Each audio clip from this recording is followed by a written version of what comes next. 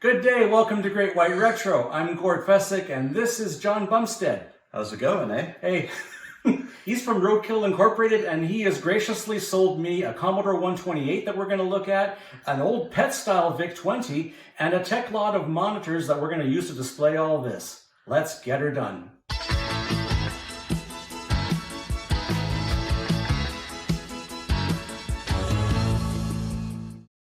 So, Minneapolis, Minnesota.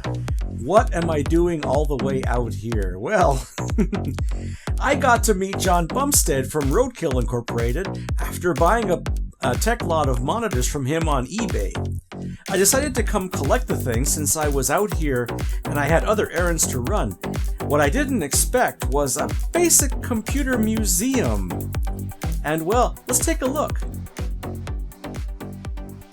Yeah, so this is a Canon Cat designed by the person who designed the original Macintosh. And you can kind of... Oh boy. It's very intuitive. Like, you see the functions on the keys are activated by use front. So you power it on, it looks like WordPerfect 5.1, like that intimidating, like... Oh dear. Screen. With like nothing, but then you've got all the help, right? Yeah, but then within a few minutes, like, you're literally feeling pretty comfortable, which I was surprised by. I know what a luggable is. I've seen the compacts and even I think the of a SX. luggable is like a suitcase size. Yes, SX64 for instance. Whereas these are smaller. LGR just like yesterday did a review of that one there. This is a Vic Slim. I was gonna say, this is like a repack someone did or a redesign? No, it's a Commodore brand. It's a you know how Commodore has gone through different iterations. It went out of business, but then people buy the brand and release some stuff. Yeah. So this is one of those iterations. I forgot what it is. It's Commodore International blah blah blah something. And I've seen some of these on your channel already. They were in one. At least one of them was in their box still. A1000. Yeah. I sell systems complete. What it is like. It's cute. It's like a $20 toy. It's like fire it up again. Let's do this. They just run out of battery.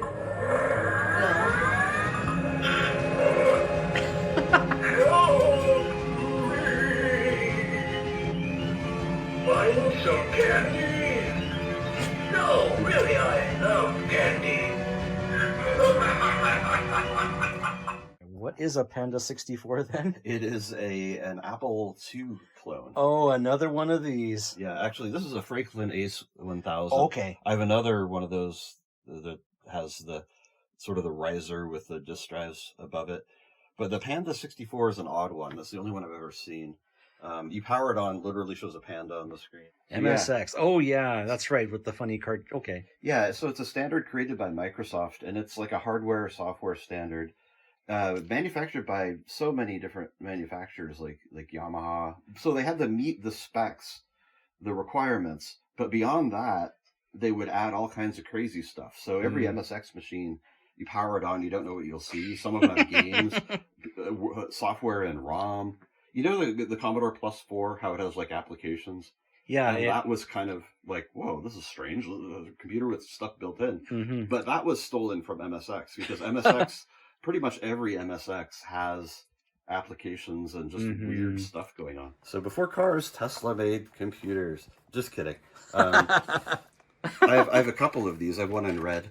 But it's one of these computers. You're just like, is this a real computer? It looks like something VTech would sell at a Toys R Us. Oh, I'm a fan of VTech. This has BASIC. You know, a lot of these toy computers have BASIC, like the same BASIC as a Commodore 64. Yeah. And speaking of a Commodore 64, this is one of the things I came for. This is one of a few Commodore 128s that he has, and I picked the yellowest one just to see if I could retrobrite it. Well, it was marked as working well. In addition to this, I picked up also a bunch of extra keys for my VIC-20 that I ruined with some of the keys. And also some Atari-style joysticks, and also he was able to spare this non-working PET-style VIC-20. Let's see what we can do with this. So we get all this home, and the first thing I want to do is try out these monitors.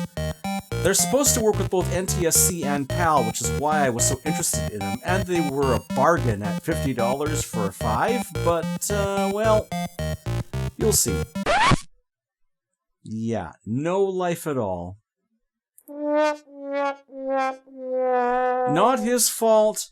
I didn't have a problem with this because, hey, I got all this other neat stuff. So to work on my monitor problem, I reached out to my first showcase host. This is from St. Paul Elder Services, and they have a lot of old screens. They were willing to donate these to me. Thank you so much, St. Paul, and thanks to Mark Vandehay for this. This one little Sylvania monitor was great for just built-in speakers, actually having a 4:3 aspect ratio. And after a little while of warming up, it did work. It ended up using the same power supplies as those Tote Vision monitors were supposed to use. But we did get the VIC-20 working on this. My VIC-20, not the pet VIC-20. But it did have some artifacting near the bottom of the screen. Yeah, not to mention it's not quite centered either, and it's got that dot crawl caused by that third-party power supply. Let's take a look at this. The monitor's overlay has this garbled effect near the bottom, and it only seemed to happen on this VIC-20 where I cranked up the Luma signal, so maybe it was something I did? I'm not sure what happened. On just the static, it looked fine, and on a Commodore 128, it also looked just fine. No distortion here. Also using S-Video, so I got some more tuning to do on my VIC-20, it seems. So now that we have all these screens, and they work to varying degrees, let's put a display together for our benefactors over at St. Paul. Let's get her done! What I'm hoping to do is to raise some local awareness for these machines. That Apple IIe I picked up just from a neighboring county, and this Atari 400 actually came from right in town here. I'm having to search far and wide for the Commodore stuff. That VIC-20 came from Milwaukee, if you remember, and the 128 ended up coming from Minneapolis. But anyway, let's get this together. I have a power strip that will run everything here, and I'm going to have 2 tables here. And I'm going to use some tablecloths that are basically, these are chroma key screens. And well, I'm not going to be using them for chroma keys, so I might as well use them as tablecloths. There's that big HP monitor that I'm going to use. Bridget donated these other 2 chroma key screens. I'm just going to use those as tablecloths again. That's fine, we can get more of this stuff. And Gigi is trying to help, but she's about as helpful as, well, she's not really very helpful actually, although she is helpful in being cute. Come on, Gigi, come up from under there. Anyway, I try to make sure that the power strip is sitting above my tablecloth here. These tables are plastic top, so I can just screw in this power strip to it, not a problem. Okay, that'll at least cover the worst of these things. Yeah, Gigi, yes. And this power strip has a couple of handy USB ports as well, so I could run my camera and my new stage light that I picked up. There we go. So away with the 128 for a moment, and in with the Apple IIe. I tried to get that big screen going, but it didn't make sense. The screen is zoomed in way too much, so I ended up using the Sylvania monitor for the Apple IIe. And well, I've got this empty space. The only thing I can really put in there is my Commodore 128, because the TI-99-4A, I know nothing about that machine. Maybe if I learn more and get some storage, I will be able to do something about it, but for right now, I'm just going to get my 128 up there. And now that I've got some extra keys from John, I'm going to replace all the keys that I ruined by rubbing off the side panels there. What I did was I grabbed a still frame from my recent video on this VIC-20, and I was able to pick and choose from a selection of keycaps that John had. And all I gotta do is just swap these in. It's the right keyboard, fortunately, so these keycaps fit. You gotta be careful if you pull this kind of stunt, because not every VIC-20 keyboard will fit. Not every Commodore 64 keyboard keys will fit either. David Murray made that very clear. But anyway, we'll swap out all of these.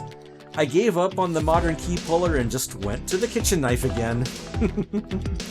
Where can I get a David Murray key puller? That's what I want to know. Hey David, can you tell me where you got that from? I know it's a donation, but maybe they can tell me where it came from. After a quick wipe and cleaning off those keys, that VIC-20 looks a lot better now. Now this Commodore 128, it's the only other machine that works that I actually have some knowledge of. It is in pretty yellow bad shape here, and I would like to try to clean this up, so I may very well end up trying to retrograde this in the next couple days. Hopefully I can get it done quickly. So these are the systems I'll try to show off on February 4th. Wish me luck, folks. I'll try to have printed documentation for everyone to take home, and we'll hopefully get to show off these machines as they were, and hopefully by then I'll have a chance to get this case on this Commodore 128 fixed up. Wish us luck. Until then, good day.